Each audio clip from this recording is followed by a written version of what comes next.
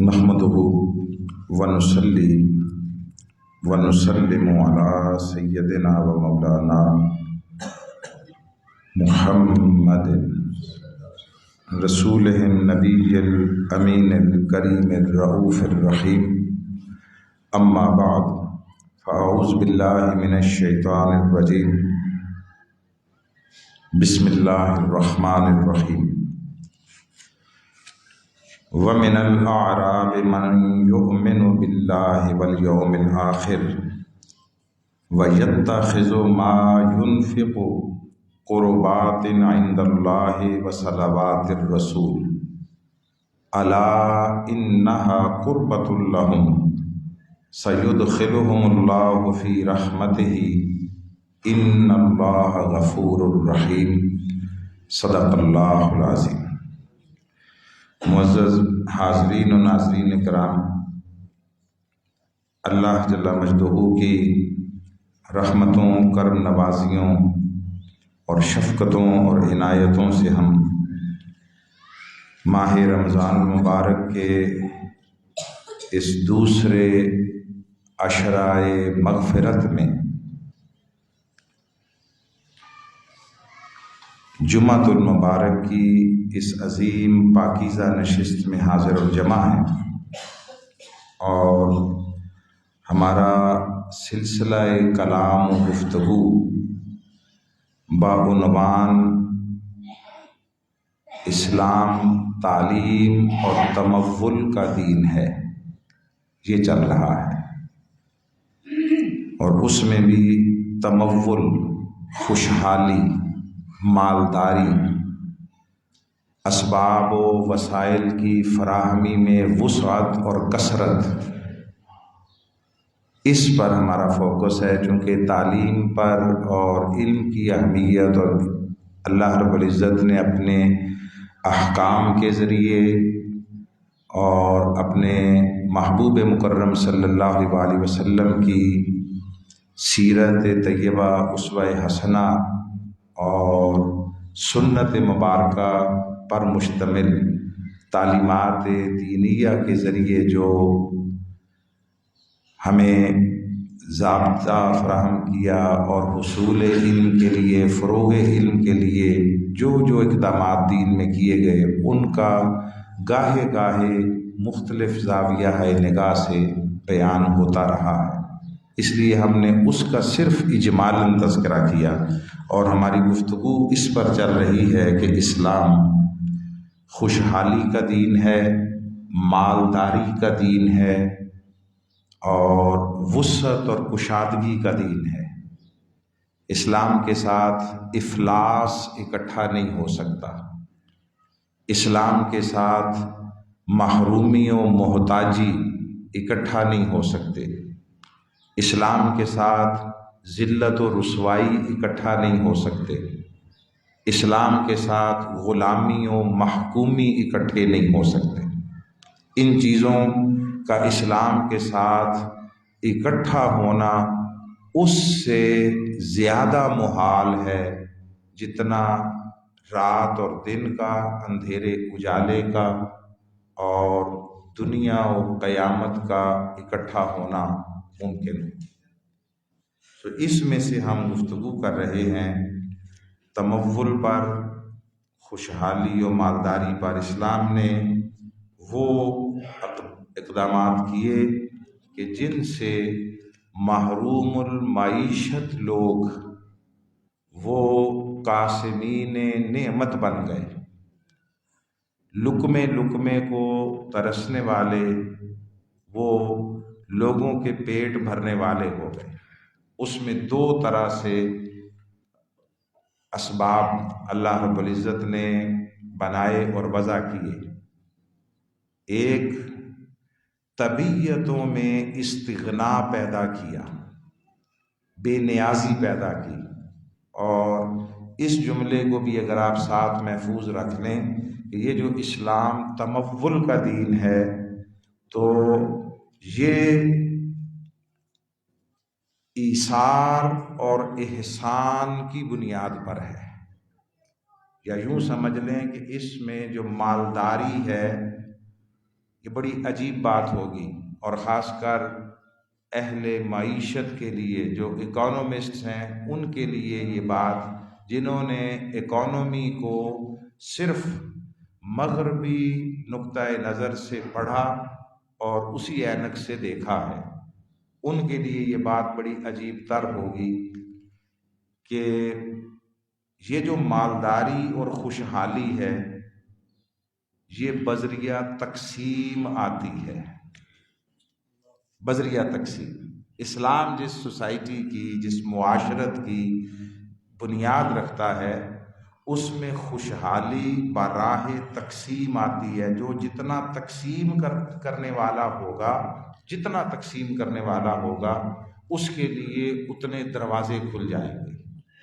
اور دوسری شے محنت اور کسب ہے، جو جتنا زیادہ محنت کرے گا، کسب کرے گا، ذہنی صلاحیتوں کو بروئے کار لائے گا، جسمانی صلاحیتوں کو بروئے کار لائے گا، لوگوں کے ساتھ اپنے تعلقات کو بروئے کار لائے گا، جائز، درست اور مناسب اور حلال اور موزوں طریقے سے لوگوں کے ساتھ اپنے تعلقات قائم کرے گا۔ اسلام پی آر کا دین ہے، یہ پبلک ریلیشن شپ کا دین ہے، یہ لوگوں کے ساتھ معاشرتی سطح پر عمدہ تعلقات کا دین ہے، یہ بنانے کا دین ہے، بگاڑنے کا دین نہیں ہے، یہ جوڑنے کا دین ہے، توڑنے اور کاٹنے کا دین نہیں ہے۔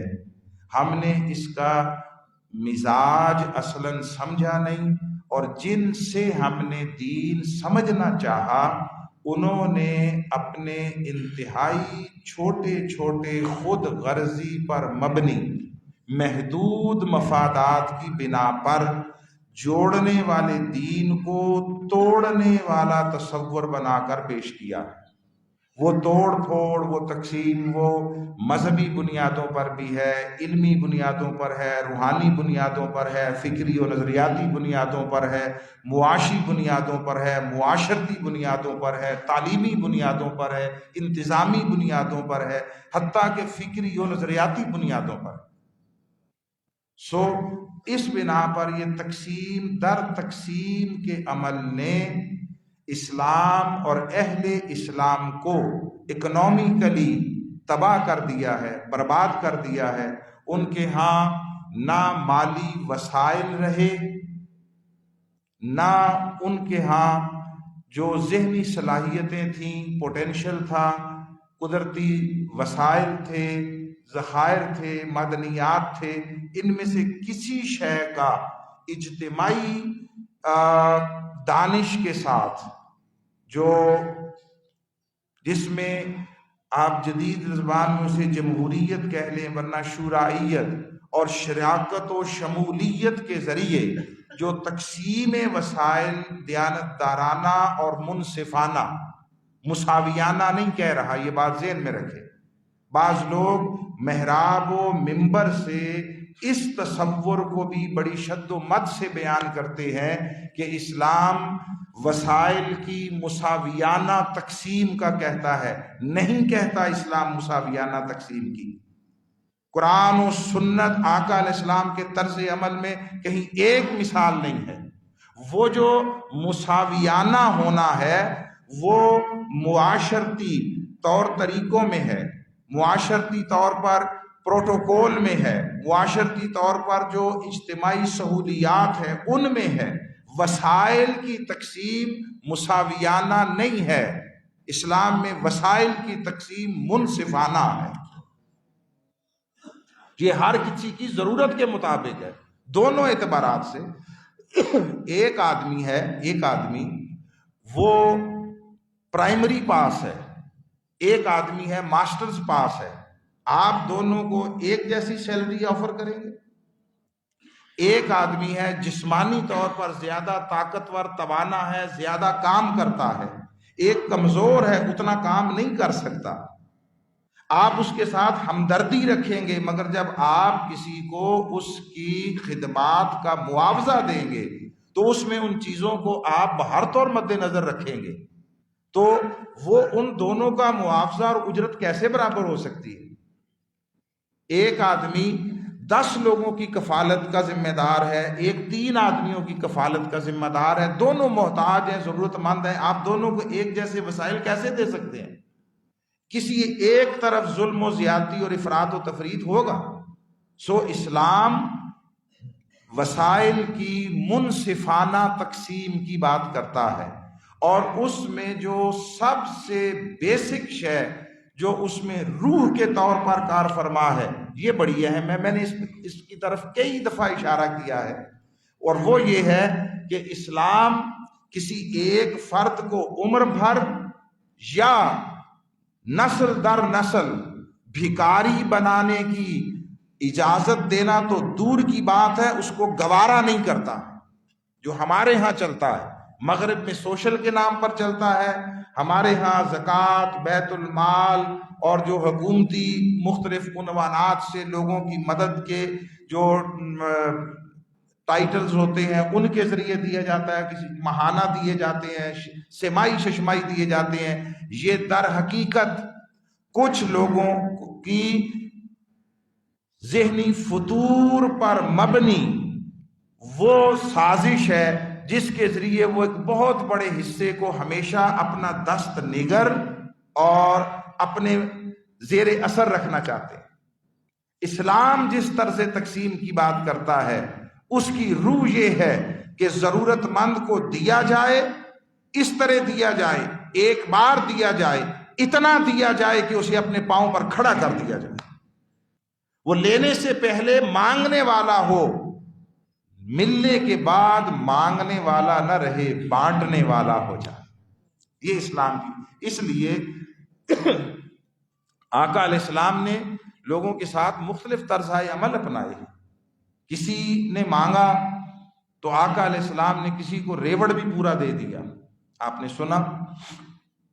کسی کے ساتھ ایسا معاملہ ہوا، کوئی آیا مانگنے تو آقا علیہ السلام نے پوچھا گھر میں کیا ہے، اس نے کہا میرے گھر میں کمبل اور پیالہ ہے۔ حضور نے کمبل منگوا لیا، کمبل کہ پیالہ تو ہر وقت کی گھر کی ضرورت ہے، کمبل بکوایا، وہیں صحابہ کے گیدرنگ میں اجتماع بکوایا۔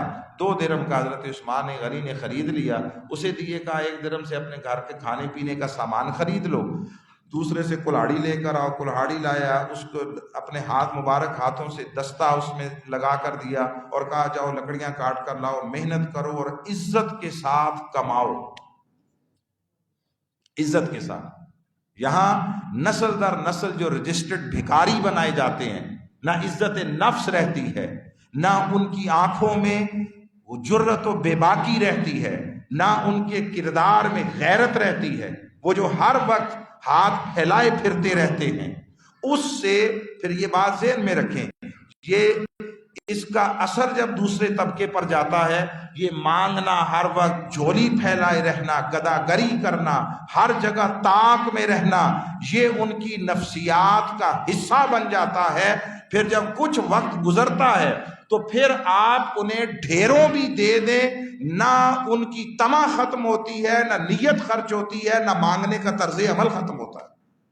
آپ ابھی باہر آپ کوئی ٹریلا لا کر کھڑا کر لیں 10,000 لوگوں کے لیے سامان، اور آپ کہیں کہ ضرورت مند آ کے لے جائیں، آپ دیکھیے گا کیسے کیسے سفید پوش بننے والے ہوتے نہیں ہیں۔ جس نے ہاتھ پھیلا دیا پھر اس کا کیا حال رہا، جس نے ضرورتاً نہیں عادتاً ہاتھ پھیلایا، نہ وہ سفید پوش رہا نہ وہ موظف رہا۔ یہاں تو 10-12 ہزار کے ماہانہ حکومتی وہ پیکج جو ملتے تھے ان اسکیموں کے ذریعے، سبحان اللہ، سیکریٹری لیول کے لوگوں کے گھروں کی خواتین اور ان کے افراد خانہ وہ قوم کی زکوٰۃ کھاتے رہے، قوم کا صدقہ کھاتے رہے، اور ایک ایک گھر میں درجنوں لوگ پلتے رہے، اور یہ پیسے ان عیاشیوں پر خرچ کرتے رہے۔ یہ 10-12 ہزار ان کے ایک وقت کی ٹی یا کافی کا خرچہ نہیں ہوتا۔ آپ دیکھیں ان کے گلچھرے اڑانا، ان کے لچھن دیکھیں۔ یہ 10 بار، میں محاورتاً نہیں کہہ رہا، مبالغتاً نہیں کہہ رہا، 10-12 ہزار روپیہ ایک وقت کی چائے اور ایک وقت کی کافی پہ ان کا خرچ ہوتا ہے۔ ہم اس لیے حیرت سے تکتے ہیں کہ ہم نے اس کمیونٹی کے لوگوں نے یہاں جا کر 50-60 روپے کا چائے کا کپ پینا ہوتا ہے، انہیں خبر نہیں ہے کہ کوئی گلوریا جینز پہ جا کے چائے پیے اور جا کے کافی پیے تو اس کا بل کتنا آتا ہے، خالی ایک کپ کافی کا بل کتنا آتا ہے۔ حلال سے کمانے والے کے پاس بے تحاشا بھی ہو، وہ سوچتا ہے خرچ کرنے سے پہلے۔ بے شک کروڑ پتی ہم نے دیکھے ہیں، لوگ کروڑوں پتی ہیں، مگر وہ جب بیٹھتے ہیں تو وہ کہتے ہیں اتنی زیادہ قیمت، یار کوئی اور ہوٹل دیکھ لیتے ہیں۔ یہ جن کے پاس، جنہوں نے حرام کے راستے بنائے ہوئے ہوتے ہیں، ان کو فکر نہیں ہوتی، مال مفت دل بے رحم ہوتا، بے پرواہ ہو کر خرچ کرتے ہیں۔ سو اسلام منصفانہ تقسیم کی بات کرتا ہے، عادلانہ تقسیم کی بات کرتا ہے، اور دے کر اپنے پاؤں پر عزت نفس اور خودداری کے ساتھ کھڑا ہونے کی بات کرتا ہے۔ ہمارے ہاں مذہبی طبقے میں اسی لیے جرت نہیں ہے، معاشرے میں مذہبی طبقہ، وسائل کی قلت نہیں ہوتی ان کے پاس، کسی کے پاس نہیں ہوتی، وسائل ہوتے ہیں، مگر ان کا طرز و شعار وہ ہمیشہ مانگنا کیوں رہتا ہے؟ وہ نسلوں میں عادتیں پختہ ہو کر خون کے ساتھ جسم میں بہنے لگتی ہیں، نفسیات ڈیولپ ہو جاتی ہیں۔ دیٹس وائی کہ پھر وہ جب مانگتے، ان کا ہر وقت نگاہ ادھر رہتی ہے، کہاں سے مل جائے گا، کس نام سے مل جائے گا، مدرسے کے نام پر مل جائے گا، اوقاف سے مل جائے گا، فلاں فلاں سے مل جائے گا۔ وہ ان کے آگے پیچھے پھرتے ہیں ان اماؤنٹس کی جو ہے وہ ویریفیکیشن کے لیے اور اس کے اجراء کے لیے۔ تو جب جا کے ان کے سامنے کھڑکیوں پہ، ان کے ٹیبلز کے سامنے کھڑے رہتے ہیں، گھنٹہ گھنٹہ انتظار کرتے ہیں، تب کہیں جا کر ایک سائن ہوتا ہے، بسا اوقات 8 پھیرے لگائے جاتے ہیں، اس میں سے حصے بکھرے ہوتے ہیں، کلرک سے لے کر سینکشننگ اتھارٹی تک کے حصے ہوتے ہیں۔ جب یہ مل بانٹ کر کھاتے ہیں تو جن سے لے کر کھاتے ہیں ان کے سامنے دین کا پیغام غیرت و خودداری جرت کے ساتھ رکھ کیسے سکتے ہیں؟ آپ اپنے ارد گرد نگاہ دوڑائیں، آپ کو بڑے بڑے پارسا دکھائی دیں گے جن کے متعلق خیال یہ ہوتا ہے کہ شاید دامن نچوڑے تو فرشتے وضو کریں، ساری زندگی ان کی زبان سے کبھی کلمہ حق نہیں سنا ہوگا، آپ نے ظلم کے خلاف کبھی آواز نہیں سنی ہوگی، آپ نے مظلوم کے لیے کبھی ان کی صدا بلند ہوتے نہیں دیکھی ہوگی، انہیں غرض رہتی ہے صرف اپنے صدقوں، فطرانوں، کھالوں اور زکاتوں سے، وہ اس پر پلتے ہیں اور عیاشی کرتے ہیں اپنے دائرے میں رہ کر۔ ان کی عیاشیاں اور طرح کی ہوتی ہیں، وہ ان کے ساتھ جو بیوروکریٹس اور ہیں ان کے ساتھ نہ، ان کی اور طرح کی ہوتی ہے۔ ہر کسی کی اپنی موج مستی ہوتی ہے، وہ اپنی موج مستی میں ہے۔ سو ہر کوئی اس بہتی گنگا میں کوئی ہاتھ دھوتا ہے، کوئی غسل فرماتا ہے، مگر فرما کر اللہ اللہ خیر صلی اللہ اپنے آرام کی نیند سوتا ہے۔ نظام دین کا معاشرتی بھاڑ میں جائے، لوگوں کے پر کیا گزرتی بیتتی ہے بھاڑ میں جائے، وہ اپنا اللہ اللہ خیر صلی اللہ اپنا حصہ لیا، اپنے بل میں گھسے، دبک کر سوئے، عیاشی کی، پھر اگلے وقت اگلا حصہ لینے کے لیے چل پڑے۔ یہ ہے پورا نظام جس کو نام دیا جاتا ہے نظام کا، یہ ہے پورا سیٹ اپ۔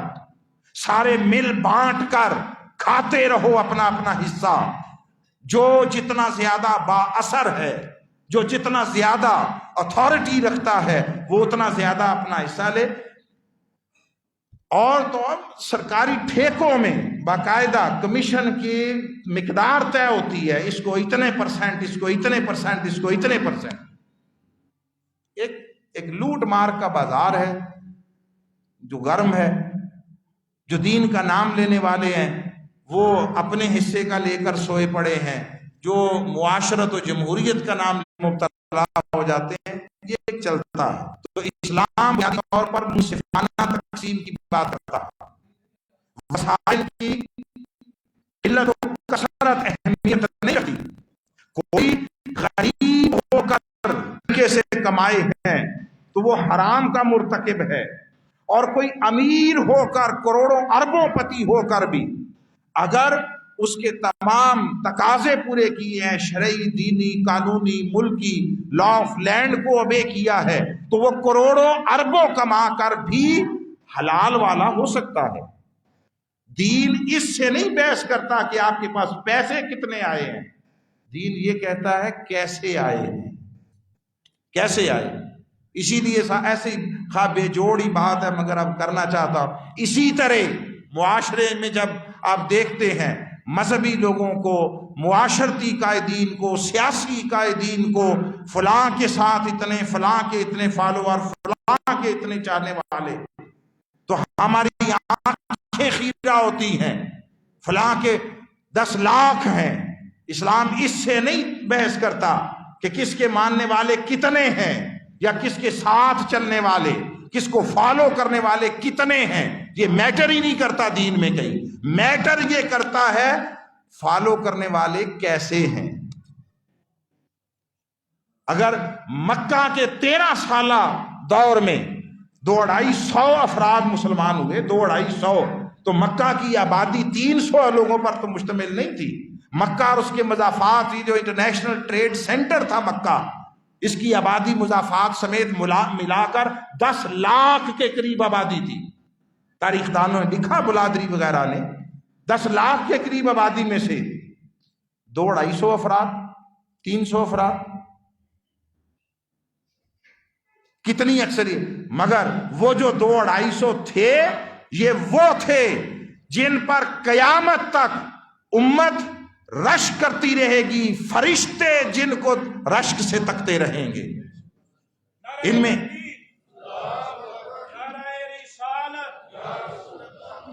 میں ایک ایک فرد وہ پوری امت سے زیادہ ویٹ رکھتا تھا۔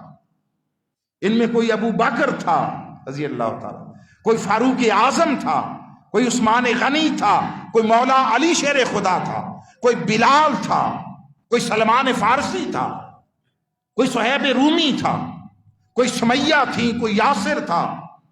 یہ وہ تھے جن میں سے ایک ایک فرد پوری امت پر حاوی اور بھاری تھا۔ تو وہ جو چند 100 تھے وہ مکہ کے 10 لاکھ سے بہت اعلیٰ تھے، بہت بھاری اور وزنی تھے۔ اس لیے اس مغربی جمہوریت پر وہ علامہ اقبال نے تبصرہ کرتے ہوئے فرمایا ہے نا کہ مغربی جمہوریت ایک تماشا ہے جس میں بندوں کو گنا کرتے ہیں، تولا نہیں کرتے۔ ہم اس سوسائٹی میں بستے ہیں جہاں 8، 10، 20 چرسی، نشئی، پوڈری لوگوں کا ووٹ وہ 4 PhD ہولڈر ڈاکٹر سطح کے لوگوں پر بھاری ہے۔ جدھر 8 چرسی ہو جائیں وہ معاملہ درست قرار پائے گا، اس کے مقابلے میں جدھر 4 پڑھے لکھے تعلیم یافتہ ہوں، وہ 8 ہیں، یہ 4 ہیں۔ اب یہ سارا دن کہاں پڑے رہتے ہیں اور کیا کرتے ہیں یہ الگ میٹر ہے، اس کی اہمیت ہی نہیں۔ اس لیے اسلام وسائل کی منصفانہ تقسیم کی بات کرتا ہے، مساویانہ برابر تقسیم کی بات نہیں کرتا۔ اور اسلام میں نے اس ہفتے کے دوران بھی گاہے غور کیا، سوچ بچار کو ادھر ادھر سے، مجھے قرآن و سنت میں جو بیسک حکم دکھائی دیتا ہے وہ ایک ہی ہے، خرچ کرو۔ ہے تو خرچ کرنا ہے نا، وہ خرچ صرف مال نہیں ہے، یہ میں نے بتا دیا۔ جو رزق اللہ نے دیا ہے، اللہ نے آپ کو صلاحیت دی ہے، اللہ نے آپ کو کوئی نعمت دی ہے، وہ خرچ کرو، وہ دوسروں کی بھلائی کے لیے وقف کرو جتنا کر سکتے ہو۔ دوسروں کو اپنے ساتھ اللہ کی دی ہوئی نعمتوں میں شریک و شامل کر لو۔ آپ ان کو شریک و شامل کر لیں گے، اللہ آپ پر اور زیادہ دروازے کھولے گا۔ مگر اس میں حکمت، احتیاط، بصیرت، یہ ساری چیزیں ہیں، انے واہ نہیں ہے۔ اسلام اللہ رب العزت ہے کہ اہل ایمان کے لیے وہ قرآن کی آیتوں پر بھی اوندھے منہ آنکھیں بند کر کے اندھے ہو کر نہیں گر پڑتے، وہ غور و فکر کرتے ہیں، وہ سوچ بچار کرتے ہیں، تفکر و تدبر کرتے ہیں۔ پھر جب اس کے نتیجے میں ان میں کائناتی حقائق دکھائی دیتے ہیں قرآن میں، تو پھر ان کا ایمان پختہ ہو جاتا ہے۔ ان کا حال بیان کیا، ان فی خلق السماوات والارض واختلاف اللیل والنہار، یہ آسمانوں اور زمین کی تخلیق میں، زمین و آسمان کے بدل بدل کر آنے میں، لآیات لأولی الالباب، اہل علم و دانش کے لیے اس میں نشانیاں ہیں۔ اب وہ اہل علم و دانش کون ہیں؟ الذین یذکرون اللہ قیاما وقعودا وعلی جنوبہم، وہ کھڑے بیٹھے لیٹے اللہ کو یاد رکھتے ہیں۔ اس کا معنی یہ نہیں ہے ہر وقت اللہ کرتے رہتے ہیں، ان کا دھیان اللہ کی طرف رہتا ہے، اللہ کو یاد رکھتے ہیں اور اللہ کی یاد میں رہتے ہیں۔ پھر جب یہ کرتے ہیں وَيَتَفَكَّرُونَ فِي خَلْقِ السَّمَاوَاتِ وَالْأَرْضِ، پھر زمین و آسمان کی پیدائش پر غور کرتے ہیں اور یہ کہتے ہیں ربنا ما خلقت ھذا باطلا، مولا ہم نے پوری کائنات دیکھ لی، ہمیں شرق و غرب پست و بالا کسی جگہ پر ایک ذرہ اور ایک تنکا بھی ایسا نہیں ملا جو عبث اور فضول دکھائی دیتا ہو۔ تیری ہر شے کی تخلیق میں حکمتیں ہیں، جہان پوشیدہ ہیں اس کے اندر۔ خیر، یہ ہماری کچھ ابتدائی گفتگو ذرا طویل ہو گئی۔ تو اللہ رب العزت نے قرآن مجید میں درجنوں مقامات پر خرچ کرنے کا حکم دیا یا ان لوگوں کے احوال بیان کیے جو خرچ کرتے ہیں۔ میں ایک دو چار مثالیں صرف دے دیتا ہوں، یہ میرے پاس سامنے درجنوں مقامات کی پوری فہرست کھلی ہوئی ہے۔ فرمایا وَأَنفِقُوا مِمَّا رَزَقْنَاهُمْ سِرًّا وَعَلَانِيَةً، وَأَنفِقُوا مِمَّا رَزَقْنَاهُمْ سِرًّا وَعَلَانِيَةً، پھر اسی طرح فرمایا وَأَنفِقُوا مِمَّا رَزَقْنَاهُمْ سِرًّا وَعَلَانِيَةً يَرْجُونَ تِجَارَةً لَن تَبُورَ، پھر اسی طرح تنفقوا سے فرمایا ما تنفقوا من خیر فلانفسکم۔ یہ کئی درجن مقامات ہیں، صرف ان کو پڑھا جائے تو شاید ایک طویل نشست درکار ہوگی۔ پھر حکم دیا نفاق کے مصدر سے کچھ 100 کے قریب نفاق خرچ کرنے کا مصدر قرآن مجید میں 100 سے زائد مقامات پر مختلف شکلوں میں اللہ نے وارد فرمایا، تاکہ لوگوں اب یہ کیوں کہتا رہا ہر جگہ پر کہ خرچ کرو خرچ کرو خرچ کرو، یہ بھی تو کہیں بتاتا کہ نہ ہو تو ایسے مانگ لو۔ پورے قرآن میں مانگنے کا طریقہ نہیں بتایا ہے، خرچ کرنے کا حکم ارشاد فرمایا۔ ان کی مختلف کیفیات بیان کی ہیں، اعلانیہ خرچ کرتے ہیں، چھپ کر خرچ کرتے ہیں، بتا کر خرچ کرتے ہیں، بغیر بتائے خرچ، جہاں جو جس شے کی حکمت ہو، اگر بتانے میں بھلا ہو تو بتا دیتے ہیں، نہ ہو تو خفیہ خرچ کرتے ہیں۔ ایسا بھی ہوا ایسا بھی، یہ بات بڑی اہم ہے۔ قرآن مجید کا کوئی حکم ایسا بھی ہے جو صرف ایک آدمی کو خرچ کرنے کا، ایک آدمی کو عمل کرنے کا حکم ملا، ایک آدمی کو، اور وہ آدمی حضرت مولا علی شیر خدا تھے۔ قرآن کا ایک حکم ایسا بھی کہ جس پر عمل کرنے کا موقع فقط مولا علی شیر خدا کو ملا، اور وہ یہ تھا کہ یا ایھا الذین آمنوا اذا ناجیتم الرسول فقدموا بین یدی نجواکم صدقہ، اے ایمان والو جب تم رسول سے کوئی راز کی بات تنہائی میں عرض کرنا چاہو تو اپنی راز دارانہ بات کہنے سے پہلے کچھ صدقہ و خیرات کر لیا کرو، کچھ صدقہ و خیرات کر لیا کرو۔ یہ آیت اتری، فرمایا ذالک خیر لکم واطہر، آپ اندازہ کر لیں، یہ نہیں کہا جا کے 2 نفل پڑھ آیا کرو۔ رسول سے رازداری کی بات کرنی ہے تو پہلے اللہ فرمائے میری بارگاہ میں 2 نفل پڑھ لو، ایک تسبیح کر لیا کرو۔ آپ سمجھ رہے ہیں نا بات؟ یہ بھی تو ہو سکتا تھا نا، کوئی توبہ استغفار کر آیا کرو، حمد کر لیا کرو، تقدیس کر لیا کرو، نہیں۔ فرمایا جب کوئی رازداری کی بات، نجوا کہتے ہیں کانوں میں کسی کی کوئی بات کہنا جو تیسرا آدمی نہ سن سکے، یا 2 کے درمیان یا 3 کے درمیان، بلکہ جن سے چھپانا چھپ جائے، جن کو بتانا ان تک پہنچ جائے، سرگوشیاں کرنا، سرگوشی کرنا، تو کہا صدقہ کر لیا کرو، ذالک خیر لکم واطہر، یہ تمہارے لیے بہتر ہے اور پاکیزہ تر ہے۔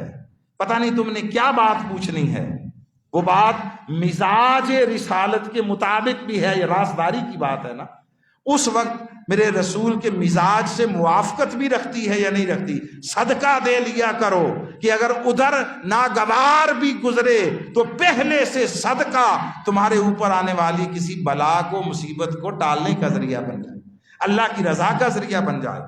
تو کہا یہ تمہارے لیے بہتر ہے اور پاکیزہ ہے، اور اگر خیرات کے لیے کچھ نہ پاؤ فَإِن لَمْ تَجِدُوا، اگر کچھ بھی نہ ہو فَإِنَّ اللَّهَ غَفُورٌ رَحِيمٌ، پھر اللہ غفور بھی ہے، رحیم بھی ہے۔ تو پھر آگے فرمایا اگلی آیت، أَأَشْفَقْتُمْ أَن تُقَدِّمُوا بَيْنَ يَدَيْ نَجْوَاكُمْ صَدَقَاتٍ، کیا تم بارگاہ رسالت میں تنہائی اور رازداری کے ساتھ بات کرنے سے قبل صدقات و خیرات دینے سے گھبرا گئے ہو؟ یہ ہر کسی کے پاس ہوتا ہے، نہیں ہوتا، کسی وقت بیٹھے بیٹھے بات یاد آتی ہے۔ تو فرمایا فَإِذْ لَمْ تَفْعَلُوا وَتَابَ اللَّهُ عَلَيْكُمْ فَأَقِيمُوا الصَّلَاةَ وَآتُوا الزَّكَاةَ وَأَطِيعُوا اللَّهَ وَرَسُولَهُ، پھر جب تم نے ایسا نہ کیا اور اللہ نے تم سے باز پرس اٹھا لی، پابندی اٹھا دی، اب نماز قائم رکھو، زکوٰۃ ادا کرتے رہو، اللہ اور اس کے رسول کی اطاعت بجا لاتے رہو، وَاللَّهُ خَبِيرٌ بِمَا تَعْمَلُونَ، جو کچھ تم کرتے ہو اللہ جانتا ہے۔ جب یہ حکم آیا، یہ آیت پہنچائی تو حضرت مولا علی شیر خدا کرم اللہ وجہہ الکریم، آپ نے آقا علیہ السلام کی بارگاہ میں کچھ پیش کیا اور عرض کیا حضور کچھ پوچھنا چاہتا ہوں۔ بات نجوہ کی، سرگوشی کی تھی، پوچھا کیا ہے؟ اللہ اکبر، اور بتا ساری امت کو دیا ہے۔ 10 چیزیں پوچھی ہیں، 1 دینار صدقہ کر کے 10 مسائل پوچھا یا رسول اللہ وفا کیا ہے؟ وفا کیا ہے؟ آقا علیہ السلام نے فرمایا توحید اور توحید کی شہادت دینا، توحید پر قائم رہنا، یہ وفا ہے۔ عرض کیا فساد کیا ہے؟ فرمایا کفر و شرک فساد ہے۔ حق کیا ہے؟ اسلام 3 چیزیں بیان کی ہیں، توجہ سے سن لیں، یہ رمضان ہے، جو لوگ بالعموم جمعے پر بر وقت نہیں آتے وہ بھی آئے ہوتے ہیں، سن لیں۔ آقا نے فرمایا اسلام، قرآن اور ولایت جب تجھے ملے، یہ مولا علی شیر خدا کے لیے فرمایا پوچھا حق کیا ہے؟ فرمایا اسلام حق ہے، قرآن حق ہے، اور ولایت جب تجھے ملے، تجھے جب ولی بنایا جائے گا تو حق، وہ بھی حق ہوگا، یعنی اس کو ماننا بھی اسی طرح لازم ہے جیسے اسلام اور قرآن کو ماننا۔ فرمایا مجھ پر کیا لازم ہے؟ فرمایا اللہ اور اس کے رسول کی اطاعت لازم ہے۔ پوچھا اللہ تعالیٰ سے کیسے دعا مانگوں؟ کہا صدق و یقین کے ساتھ۔ کہا کیا مانگوں؟ کہا عافیت یا عاقبت، چونکہ لکھنے میں ایک جیسے ہیں، بسا اوقات وہ پرانے نسخوں میں کوئی نسخہ، کہیں نقطہ کہیں مٹا ہوتا ہے، کہیں ہوتا ہے 2 لفظ آئے ایک جیسے، عافیت اور عاقبت۔ اپنی نجات کے لیے کیا کروں؟ کہا حلال کھا اور سچ بول، اپنی نجات کے لیے۔ نہیں کہا نماز ذرا زیادہ پڑھنا، نفل زیادہ پڑھنا، کوئی تسبیح زیادہ کرنا۔ اپنی نجات کے لیے کیا کروں؟ اس ایک بات کو اگر ہر شخص پلے باندھ لے، ایک بات کو، زندگی آخرت سمیت سنور جائے۔ حلال کھانے کی طرف دھیان نہیں ہے، حرام کے دروازے جتنے کھلتے چلے جائیں اتنا اس کو سمیٹا جاتا ہے، تو کیسے نجات ملے؟ خواہ قوم ہو خواہ فرد ہو۔ عرض کیا سرور کیا ہے؟ سرور کیا ہے؟ کہا جنت مقام سرور ہے۔ کہا راحت کیا ہے؟ کہا اللہ کا دیدار، اللہ کا دیدار ہے۔ اور پوچھا کہ ہیلا کیا ہے؟ یعنی تدبیر کرنا، آپ پنجابی میں بھی کہتے ہیں ہیلا کرنا چاہیے۔ پوچھا ہیلا کیا ہے؟ واہ واہ، فرمایا ترک ہیلا۔ ہیلا کیا ہے؟ ہیلے کو ترک کرنا۔ اس کا معنی یہ نہیں ہے کہ آپ مزدوری پہ جاتے ہیں، آپ ملازمت پہ جاتے ہیں، زراعت پہ جاتے ہیں، دکان پہ جاتے ہیں، نہ جائیں، نہیں۔ اس کا معنی یہ ہے، اس کی مجھے وضاحت کی ضرورت پیش آئی تاکہ کسی پر وہ کوئی مسکنسیپشن نہ ہو جائے۔ ہیلا کیا ہے؟ ترک ہیلا معنی یہ ہے جو کچھ کرو اعتماد اور بھروسہ اس پر نہ کرو، بھروسہ اس مسبب الاسباب پر کرو، اللہ پر بھروسہ رکھو، اپنی محنت پوری کرو، آپ جس کام جس شعبے میں بھی ہو اپنی پوری مہارت بروئے کار لاؤ، اپنی پوری صلاحیت بروئے کار لاؤ، مگر پھر اعتماد اپنی صلاحیت یا اپنے کیے گئے کام پر نہ کرو، اعتماد سارا اللہ پر کرو۔ رزق اس کے پاس ہے، رزق آپ کے ہیلوں میں نہیں ہے۔ اس طرح خرچ کرنے کا اللہ رب العزت نے پہلے دن سے حکم دیا اور فرمایا، یہ بڑی اہم بات ہے کہ وہ خرچ کرتے ہیں فی السراء والضراء، وہ آسانی میں فراخی میں بھی خرچ کرتے ہیں، تنگی میں بھی خرچ کرتے ہیں، حتیٰ کہ میں اس کی تعبیر اور اس کی تشریح میں عرض کرتا ہوں، ارے ہو پاس تب بھی خرچ کرتے ہیں، نہ ہو تب بھی خرچ کرتے ہیں، تب بھی خرچ کرتے ہیں۔ اپنے پاس نہیں ہوتا تو کسی کی داد رسی کے لیے کسی کے پاس جا کر سفارش کر دیتے ہیں، کسی سے لے دیتے ہیں، کسی کو متوجہ کر دیتے ہیں، کسی صاحب مال کو متوجہ کر دیتے ہیں، میرے پاس نہیں ہے، ضرورت مند ہے دے دو۔ اپنی ضرورت کا دکھڑا نہیں سناتے، کسی اور کی ضرورت پر بے چین ہو کر اس کے لیے اسباب کے دروازے کھولنے کی جد و جہد کرتے ہیں۔ یہ اسلام کا مزاج ہے۔ پھر ہم نے پچھلی دفعہ کفارہ زہار اور کفارہ قتل خطا، اس کا ہم نے جانا تھا کہ کسی سے غلطی سے کوتاہی سے قتل ہو جائے تو اس کا کفارہ کیا، آپ نے سن لیا۔ پھر کوئی زہار اپنی اہلیہ سے کر بیٹھے، حرام کر بیٹھے کوئی ایسا رشتہ، اس کا دو چیزیں اور تھی، میں نے کہا یہ ساتھ شامل کر لوں۔ یہ ایک چیز خاص کر یہ ہماری روز مرہ لائف میں ہے، قتل خطا روز روز نہیں ہوتا، اور اللہ بچائے ہر کسی کو، اور نہ ہی زہار ہوتا ہے۔ ایک شے روز روز ہوتی ہے، ہم دیکھتے ہیں، اور وہ یہ ہے کہ انسان گھر میں باہر بیٹھے بیٹھے قسم کھا لیتا ہے، قسم کھا لیتا ہے۔ اب اس نے قسم کھا لی، اس قسم کا پورا کرنا یا ممکن نہیں ہے یا مناسب نہیں ہے۔ دوستوں میں بیٹھ کر قسم کھا لی کہ اگر تو ایسا کر دے تو میں اپنی بیوی کو طلاق دیتا ہوں۔ اس بیچاری کا گھر بیٹھی کا قصور کیا ہے؟ ادھر جوئے پہ بازیاں آپ لگا رہے ہیں، کھیلوں لوڈو سے لے کر تو وہ ہینڈ بار، خدا جانے وہ سنوکر، وہاں یہ ساری حرام زدگیاں آپ کر رہے ہو، اور قسم کھا کر طلاق کسی اور کو چڑھا دیا بھیٹ۔ اب قسم کھا لی کوئی، اب اس کا پورا بیان اللہ نے قرآن مجید میں کیا ہے، سورہ مائدہ میں آیت نمبر 89 میں فرمایا، اللہ تمہاری بے مقصد اور غیر سنجیدہ قسموں میں تمہاری گرفت نہیں فرماتا۔ بےہودہ قسم کی کوئی کھا لی، میں سورج پہ جاؤں گا، اللہ کی قسم سورج پہ جاؤں گا، یا میں چاند کو جو ہے وہ آج زمین پر بلاؤں گا، میں ان پر نہیں کھاتا۔ یہ ایسی فضول بےہودہ باتیں ہیں، لیکن تمہاری ان سنجیدہ قسموں پر گرفت فرماتا ہے جنہیں تم ارادی طور پر مضبوط کر لو۔ ایک ہے ایسی سہون نکل گئی تو اس پر نہیں، میں جو مضبوط کر لے ان پر اللہ گرفت فرماتا ہے۔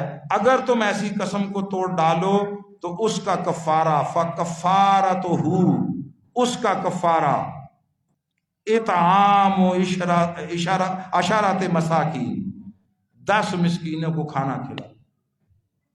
بات شروع یہاں سے ہوتی ہے، میں نے اس دن بھی عرض کیا، اتنے مسکینوں کو کھانا کھلاؤ، اتنوں کو پیسے دے دو۔ ابھی آگے ایک اور بڑی لطیف بات آ رہی ہے، تو فرمایا 10 مسکینوں کو کھانا کھلاؤ، اوسط سطح کا جو تم خود کھاتے ہو اور اپنے گھر والوں کو کھلاتے ہو، اور کسوتہم، یا انہیں کپڑے پہناؤ، 10 مسکینوں کو کپڑے دو، اور تحریر و رقبہ، یا غلام آزاد کرو۔ ان میں سے کوئی کام مالی طور پر نقصان اٹھائے بغیر یا خرچ کیے بغیر بولیے ہو سکتا ہے؟ غلام اپنا ہے یا کسی اور کا لے کر آزاد کرنا، اس میں مال تو جانا ہے، مال تو جائے گا۔ 10 مسکینوں کو کھانا کھلانا، کپڑے لے کر دینا۔ فرمایا فمن لم یجد، اگر بالکل اتنے آپ ہی ماڑے ہو، مسکین ہو، ان میں سے کچھ نہیں کر سکتے، فصیام ثلاثۃ ایام، پھر جو ہے تم روزے رکھ لو 3 دن کے۔ یہ جو فا ہے مطلب پیچھے والے کام میں سے کوئی کر ہی نہیں سکتے، اتنے ماٹھے، اتنے گئے گزرے، اتنے مسکین، اتنے بھوکے ننگے ہو کہ ان میں سے کوئی نہیں کر سکتے۔ فصیام ثلاثۃ، چلو پھر 3 روزے رکھ لو، پھر ذرا اپنی جان پہ بھگت لو۔ اچھا، پھر اس کے بعد ایک اور شے، حج عمرے کے لیے آپ جاتے ہیں تو وہاں پہ بسا اوقات کوئی شے مناسک کے خلاف ہو جاتی ہے، مناسک کے خلاف۔ آپ نے ابھی طواف نہیں کیا تھا، آپ نے جا کر حلق کرا لیا، عمرہ وہ احرام اتار دیا، کوئی اور ایسی بات کر دی، اب اس سے کیا ہوتا ہے؟ دم لازم آتا ہے۔ دم عربی میں کہتے ہیں خون کو، مطلب یہ ہے کہ اب ایک قربانی دو۔ وہ وہاں انہوں نے وہ بیٹھے ہوتے ہیں، وہ بتاتے ہیں کہ اس دمبے کا قربانی کا ریٹ یہ چل رہا ہے، اتنے جا کے پیسے جمع کراؤ، پیسے جمع کراؤ، نکالو۔ آج عمرے پہ آئے ہو تو خالی یہ طواف اور اس کے مزے نہیں، احتیاط بھی کرنی ہے۔ بے احتیاطی کی ہے تو اس کا خمیازہ بھگتنا پڑے گا، جیب سے نکالو، دوسروں کو اکاموڈیٹ کرو، دوسروں کے لیے راستے کھولو۔ تو اس میں ایک شے یہ ہے کہ آپ شکار نہیں کر سکتے احرام کی حالت میں۔ فرمایا ایمان والو تم احرام کی حالت میں شکار مت مارا کرو، تم میں سے جس نے بحالت احرام قصدن اسے مار ڈالا تو اس کا بدلہ مویشیوں میں سے اسی کے برابر کوئی جانور ہے۔ جس جانور کو آپ نے شکار کر لیا احرام باندھے ہوئے، اس جانور کے حجم، اس جانور کی جسامت، اس کی ضخامت کے برابر اب دوسرا جانور وہ صدقہ کرو، خدمت کرو اور لوگوں کو دو۔ جس جانور کو تم نے قتل کیا ہے، ذبح شکار کیا، اس کے برابر تو، اور اس کی نسبت 2 عادل شخص تمہارے درمیان فیصلہ کریں گے، یہ جس کو تم نے مارا ہے اس کے برابر کا ہے یا نہیں ہے۔ اونٹ کے برابر مار کر بھیڑ کا، بکرے کا، دمبے کا صدقہ نہیں چلے گا، اکاموڈیٹ نہیں کرے گا۔ جتنا بڑا جانور شکار کیا، مارا ہے، اسی کے برابر ضخامت گوشت دینا ہوگا اللہ کی بارگاہ میں۔ تو یا یہ نہیں کر سکتے، اب یہ قرآن ہے، آپشنز دیتا ہے نا۔ فرمایا او کفارۃ طعام مساکین، یا پھر وہ گوشت جس جانور کو تم نے مارا ہے اس کے گوشت کو جتنے لوگ کھا سکتے تھے اتنے لوگوں کو کھانا کھلاؤ۔ دوسرا جانور نہیں دیتے خرید کر، تو جتنے لوگ اتنا گوشت کھا سکتے تھے جتنا اس شکار کیے گئے جانور میں تھا، اتنے لوگوں کو کھانا کھلاؤ۔ یہ دوسری شے ہو گئی، اس کا آ گیا او عدل ذالک صیاما لیذوق وبال امرہ، جملے کی ذرا اسٹرینتھ اور جملے کے اندر جو شدت ہے اس کو محسوس کیجئے۔ ہم نے تو صرف ثواب کے لیے رکھا ہوا ہے نا۔ فرماتا ہے کہ اگر یہ بھی نہ ہو یا اس کے برابر، یعنی جتنے محتاجوں کا کھانا بنا، 100 محتاجوں کا کھانا 100 لوگ کھانا کھا سکتے تھے اس جانور کا، تم نہیں دے سکتے، اس کے برابر جانور بھی نہیں دیا، اتنے لوگوں کو کھانا بھی نہیں کھلا سکتے، تو پھر اگر وہ گوشت 100 لوگ کھاتے تھے، 100 روزے رکھنا ہوں گے، 100 روزے رکھنا، اور ساتھ کیا ہے؟ تاکہ وہ اپنے کیے کا مزہ چکھے، جو اس نے کیا ہے اس کا بدلہ چکھے۔ قرآن مجید کے اسلوب کو سمجھیے، بات اتنی بھی ہو سکتی تھی اور عدل و ذالک صیامن، یا پھر ان کے برابر جتنے لوگ کھانا کھا سکتے تھے روزہ رکھے۔ اگلا جملہ حصہ ہے لیذوق وبال امرہ، تاکہ وہ جو کچھ اس نے کیا ہے اس کا مزہ چکھے، اسے پتا چلے کہ اس میں بے احتیاطی کی سزا کیا ہے۔ جہاں بات شروع ہوتی ہے اللہ پہلے اپنی مخلوق، اپنے بندوں کو دلوانے کی بات کرتا، پھر کسی اور طرف آتا ہے۔ ہم نے سارا دین، ساری زندگی حرام کھا کھا کر، اگر آفس میں بیٹھے ہیں کسی اچھی جگہ پر تو حرام کھا کھا کر، مال بنا کر، رشوتیں کھا کر، تجارت میں بیٹھے ہیں ملاوٹ کر کر کے، لوگوں کو گھٹیا مال دے دے کر، پیسے لے لے کر جوڑا، اور پھر جب दाढ़ी, जिस्म के सारे बाल सफेद हो गए, फिर छोटी दाढ़ी रखकर सर पे सफेद टोपी सजाकर मस्जिद में बैठ गए, और ज्यादा वसाइल और कशाइश है, कुशादगी है, तो हर साल उम्रे को चल पड़े। ये कुल दीन बना रखा है। फिर बड़ी नफीस सी एक हाथ में तस्बीह पकड़ लेंगे और आकर मस्जिद की पहली साफ में सफेद टोपी पहनकर बैठकर और काटन का सूट पहनकर सबसे पहले अजान के साथ घर से निकल आएंगे और आकर बैठेंगे और सबसे बड़ी खुश अखलाकी से भी मिलेंगे। हम दर्जनों लोगों से मिलते हैं जिनके पास से पानी पीने को जी नहीं करता, इसलिए कि हमें मालूम है जिंदगी गुजारी कैसे। हराम की पूरी एम्पायर खड़ी करके फिर आप चंद टके अल्लाह की राह में खैरात करके और 10, 20, 30 उम्रे करके समझते हैं कि ये अकोमोडेट हो जाएगा, और जो कुछ अल्लाह के बंदों के साथ जुल्म और ज्यादती करती रहे खुदा भूल जाएगा, तुम भूल जाओगे। मुमकिन है जिसके साथ किया शायद वो भी भूल जाए, अगर वो नहीं तो उसके बाद वाले भूल जाएंगे।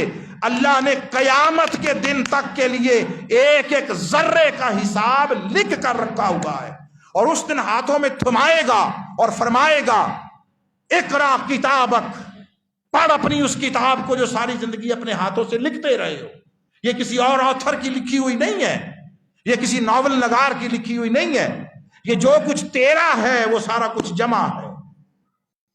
और मेरा गुमान ये है कि वो कोई फरिश्तों के हाथों से भी लिखा हुआ नहीं होगा। मेरा गुमान ये है, आज के दौर की मुनासबत से इसे आप इज्तिहाद कह लें, वो लिखा हुआ नहीं होगा, वो एक चिप होगी जिसमें पूरी जिंदगी की सारी वीडियो पड़ी होगी, शायद इर्द गिर्द एलईडीज लगी हो, चल शक है जा, जिसको शक है जा एलईडी पे अपनी वीडियो देख, बता क्या गलत तेरे साथ, कोई उसमें करके मैनिपुलेट करके कोई उसको करके तब्दील तो नहीं किया, कोई हिस्सा, कोई तोहमत तो नहीं है, खुद देख, अपनी आंखों से देख। ये वो वक्त होगा जब कुरान ये कहता है ज़बानें गुंग हो जाएंगी, हाथ बोलेंगे, पांव बोलेंगे, वह तशहदु अर्जुलहुम, पांव गवाहियां देंगे, जिस्म का एक एक उज़्व गवाही देगा। उस वक्त क्या होगा, उस वक्त क्या किया जाएगा। सो इसलिए आज वक्त है। और इस सारी बात के लिए मैं वो 100 दफा का रोना, 1000 दफा का एक ही बात कहता हूं, अल्लाह का वास्ता, अल्लाह रसूल का वास्ता, जिस दीन को मानते हो उस दीन का वास्ता, इस कुरान को पढ़ो, इस कुरान को पढ़ो। हमारे पास वो सौदा नहीं है कि तुम्हें आज रमजान का आखिरी जुमा है, जुमातुल विदा, तो खड़ा करके कोई तुम्हें कज़ा उम्री पढ़ाकर सारी जिंदगी के बोझों से आजाद करवा दे। हमारे पास वो सौदा नहीं है कि तुम्हें कोई तावीज देकर तुम्हें दुनिया और आखिरत की फिक्र से बेनियाज कर दें। हमारे पास कोई ऐसा सौदा नहीं है कि तुम्हें कोई दम दरूद करा दे, तुमसे कोई कहे कि लाकर नजराना पेश करो और बेगम हो जाओ। हमें तो अपने गम से, अपनी फिक्र से आजादी नहीं है। हम तो उसकी बारगाह में थर थर कांपते हैं, खुदा जाने किसी एक लम्हे का हिसाब कर ले तो जिल्लत और रुसवाई मुकद्दर न ठहरे। इसलिए कुरान को पढ़ें, इस कुरान को समझें, इस कुरान को अपनाएं। आपकी अपने नफ्स के वसवसों से और बहुत सारे मामलात से भी जान छूट जाएगी, और मौलवियों, पीरों समेत बहुत सारे धंधा करने वालों से भी जान छूट जाएगी, बहुत सारे मुआशरती कायदीन से जान छूट जाएगी, जो सुबह शाम आपको नया लॉलीपॉप देते हैं और आपकी रगों से खून निचोड़ते हैं, और आप फिर एक एक 2-2 टके की खैरात पाने के लिए उनके सामने बिछे जाते हैं। अल्लाह ने कोई शख्स ऐसा, कोई फर्द ऐसा ज़ीरू नहीं पैदा किया जिसके हिस्से का रिस्क ना उतारा हो। सो आज की गुफ्तगू यहीं पर रोकते हैं। ख्याल था कि शायद हम इख्तिताम तक चले जाएं, मगर अगले जुमे जारी रहेगी। एक गुजारिश, 2 बड़ी अहम समात फरमा लें। एक तो ये